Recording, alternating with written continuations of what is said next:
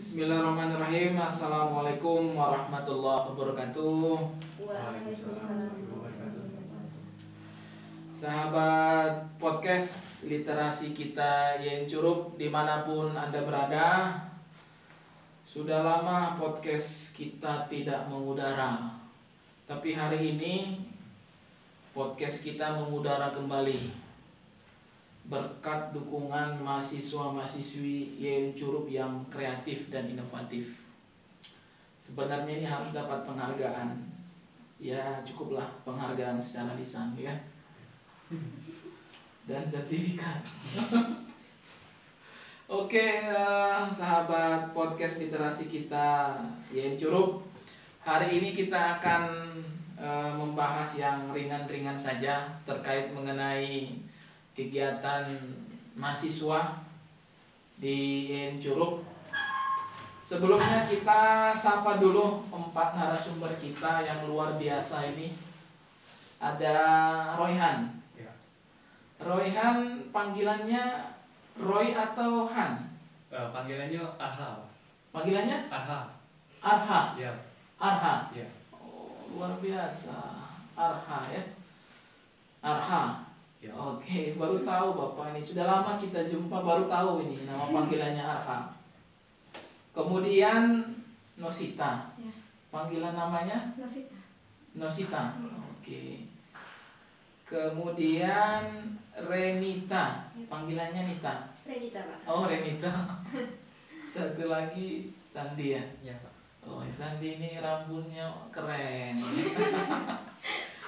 Oke, dalam podcast literasi kita yang curup ini kita ngobrol santai-santai aja. Jadi adik-adik mahasiswa datang ke podcast ini bukan mau diinterogasi, bukan mau menanyakan kapan turun UKT, bukan kan? Bukan. Jadi kita di sini ngobrol seputar kegiatan yang dilakukan oleh mahasiswa IAIN Curup. Kabarnya teman-teman mau mengadakan kegiatan ACBP ya, Annual Conference on Book Publication. Ya, Ya. ya. Itu kalau menurut sahabat Arha, konsep kegiatannya gimana tuh? Konsep kegiatannya berhubungan dengan karya mahasiswa berupa buku. Jadi buku yang akan di-launchingkan istilahnya berupa karya mahasiswa sebagai pengganti dari pengganti dari UAS. Jadi buat buku itu seperti tugas diberikan dosen ya? Ibaratnya tugas akhir. Oh, tugas akhir ya. Ikhlas gak ngerjakan itu ya? Pastinya itu. Oh, ikhlas ya. Kalau tugas dari dosen itu yang bermanfaat tentu kita ikhlas kan. Apalagi tugasnya buat buku sama-sama. Jadi dosennya juga ikut nulis, mahasiswanya juga ikut nulis. Jadi buku itu tidak hanya sekedar tugas, tetapi karya bersama, kolaborasi antara dosen dan mahasiswa. Kalau menurut Mbak Nosita, gimana sih konsep acara ACBP ini? Kalau menurut saya sendiri, konsep ACBP ini kolaborasi antara dosen dan mahasiswa untuk membuat suatu karya. Betul dikatakan oleh Arha tadi bahwasanya karya tersebut adalah sebuah buku. Di sini berkolaborasi antara 4 prodi, yaitu ada PIAUD, ada bimbingan konseling, bahasa Inggris dan Bahasa Indonesia. ya bahasa Indonesia. Oh, bahasa Indonesia. Ya. Pokoknya ini kegiatannya kolaborasi ya. Memang kegiatan itu kalau mau besar harus kolaborasi. Jadi tadi kegiatan ACBP ini kolaborasi lintas prodi ya. Iya, Ada prodi tadris bahasa Inggris, ada prodi tadris bahasa Indonesia, Iya, Pak. kemudian ada prodi Iya, pendidikan Islam anak usia dini dan bimbingan bimbingan konseling dan pendidikan Islam. Selanjutnya nih, menurut sahabat Renita, ketika menulis itu ada nggak kendala yang ditemui? Oh tentu ada Pak, karena ini termasuk pengalaman pertama Iya. terutama bagi saya kan Pak, terus sebagai mahasiswa semester 1 untuk menulis buku, apalagi dengan kosakata yang sedikit untuk menulis terutama materinya tentang Pancasila ya. Seperti yang kita ketahui kalau mahasiswa zaman sekarang, orang-orang zaman sekarang itu seperti kurang menerapkan nilai Pancasila. Jadi pengetahuan dari Pancasila itu sedikit kurang kan Pak. Iya, iya. Jadi itu menjadi kendala tersendiri bagi kami sebagai mahasiswa. Oke. Tapi memang apa ya? Menulis itu terkadang sulit bagi kita. Tetapi kalau sudah kita tekuni, kita menulis hal-hal yang sederhana, contohnya kita menulis kegiatan sehari-hari kan, itu kan tentu jauh lebih mudah. Apa yang kita rasakan, apa yang kita alami, kemudian kita tulis.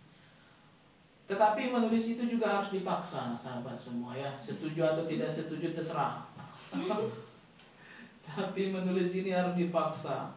Karena memang diantara kita ada yang hobi menulis, ada yang tidak hobi menulis. Tetapi menulis itu menjadi sebuah kebutuhan kalau kita sudah menjadi mahasiswa kan.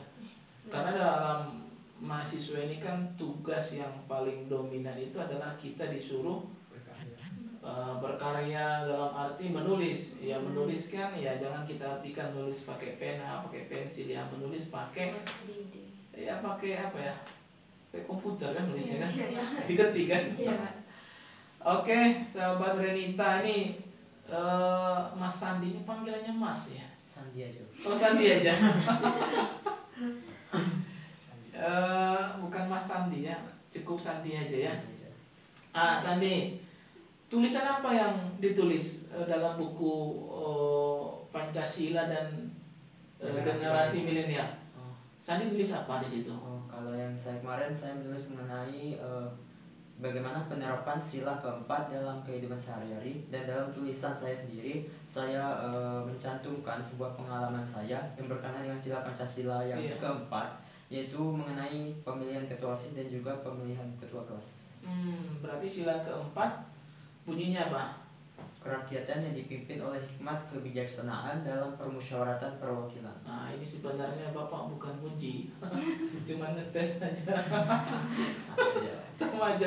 Ya memang betul, salah satu contohnya ketika pemilihan ketua OSIS berarti ya, apakah dilaksanakan secara musyawarah ya, atau kadang ya bisa jadi sekolah itu langsung nunjuk misalkan, ya kamu jadi ketua OSIS, kamu jadi wakil ketua OSIS.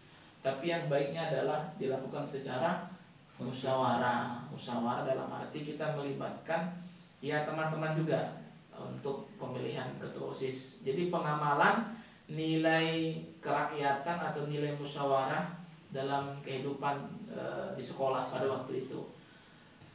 Baik sahabat podcast literasi kita yang curup, hal yang sangat penting sebenarnya tentang kegiatan ACBP Annual Conference on Book Publication ini, selain kita yang pertama kolaborasi ya, kolaborasi dosen dan mahasiswa, kemudian yang kedua nulis bersama antara dosen dan mahasiswa, kemudian yang ketiga kita bermanfaat bersama. Dalam arti bermanfaat ini semoga karya yang kita tulis dalam bentuk buku bisa dibaca oleh banyak orang. Kalau orang sudah baca buku kita, ya semoga dia dapat informasi, pengetahuan, pengalaman dari buku yang kita tulis itu kan. Karena kan kata Allah iqra kan, baca ya. Baca itu sangat penting. Bertambah ilmu, bertambah pengetahuan kalau kita iqra. Jadi kalau kita baca, apalagi nulis. Kalau nulis itu kan tentu dia pasti baca kan. Nggak ada orang bisa nulis kalau nggak baca. Tentu kan? Jadi rumusnya itu baca dulu baru nulis. Nggak mungkin orang nulis kemudian apa? Langsung Ya langsung begitu lah ya. Jadi memang semakin banyak yang kita baca, tentu apa ya, vocabulary kita, perbedaan kata kita semakin banyak gitu kan. Jadi orang penulis itu pasti banyak baca. Selanjutnya nih, ini sesi terakhir lah ya. Nanti nggak pulang-pulang, ini nanti ditanyain orang tua kemana anakku nih, katanya kan nggak pulang-pulang sudah sore gitu kan. Royhan, apa pesan dan kesannya untuk acara nanti? Pesan kesannya semoga acara nanti menjadi acara yang bermanfaat. Oke. Semoga juga acaranya berjalan dengan lancar. Amin. Mbak Nosita ini panggilannya Mbak ya. Mbak Nosita orang Jawa atau orang Sunda? Orang selatan, Serawai. Oh, Serawai, aduh. Jadi bahasanya Pakai bahasa Serawai. bahasa Serawai ya. Iya. Oh, oke. Iya. Jadi Ayu panggilannya ya. Nusita. Oh, Nosita. Nosita, apa pesan kesannya untuk acara kita nanti hari Sabtu ini? Semoga di acara ini banyak orang yang datang. Oh iya, banyak orang datang, betul juga itu. Banyak orang yang datang, dengan banyaknya orang datang banyak manfaat-manfaat yang dapat Dapatkan. ya dapatkan. Iya, bukan dapat duit. Bukan itu. Itu bercanda. Ya semoga semakin orang datang ke acara kita, ya orang yang datang itu pasti dapat ilmu, pengetahuan, pengalaman. Jadi semakin banyak manfaatnya kita dapat. Kemudian Mbak Renita, apa pesan-pesannya? Menurut saya semoga bisa mempererat tali silaturahmi antar mahasiswa dan mahasiswa dengan dosen, Iya, dan juga bisa saling mengenal tentunya satu Betul, sama betul. lain antar prodi. betul itu. Dan yang paling penting dapat meningkatkan nilai juga Iya, sebenarnya. benar. Kan? Ya kalau nilai itu kan meningkatkan bagus di PK-nya nanti kan. Ya tentulah ya kan, kalau kita sebagai dosen ini, kalau kita lihat mahasiswa kita itu aktif, kreatif, itu nilainya pastilah tinggi. Kalau nggak tinggi berarti dosennya lupa, tidak hilaf, mungkin terlalu banyak mahasiswa gitu, akhirnya lupa mana yang rajin, mana yang nggak rajin kan. Tapi yakinlah Allah akan memberikan nilai yang terbaik. Amin. Amin. Mas Andi, apa pesan kesannya untuk acara kita hari Sabtu ini? Semoga dari terselenggaranya acara ini dapat memotivasi mahasiswa dan juga dosen lain untuk berkarya juga. Oke, intinya motivasi ya.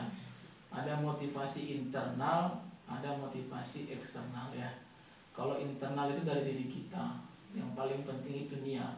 Ya kalau niatnya bagus, tentu actionnya juga bagus. Rumusnya ini ada 3, niat, tekad, nekat. Nah, keren lah ya. Niat kan, setelah niatnya mantap kan, muncul tekadnya bulat. Nekat, kalau nekat ini memang ada yang persepsinya negatif, ada yang persepsinya positif. Nekat ini kan melampaui batas gitu kan. Ya walaupun orang tua sakit atau ekonomi sedang terpuruk kan, kalau memang niatnya mau kuliah itu sampai tamat, gimana pun keadaannya pasti dia nekat. Nah, jadi kan niat, tekad, nekat. Itu betul juga tuh ya.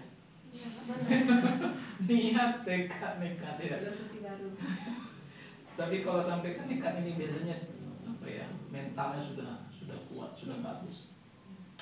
Oke, sahabat podcast literasi kita yang cukup.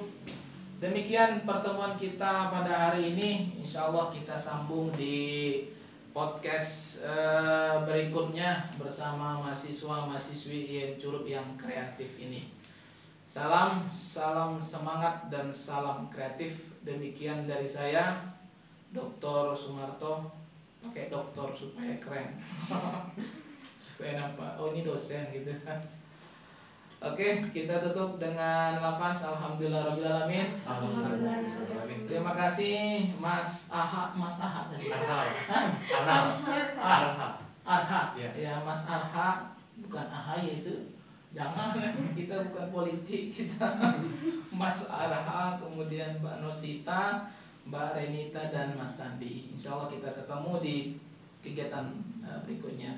Demikian, assalamualaikum warahmatullahi wabarakatuh dan sampai jumpa.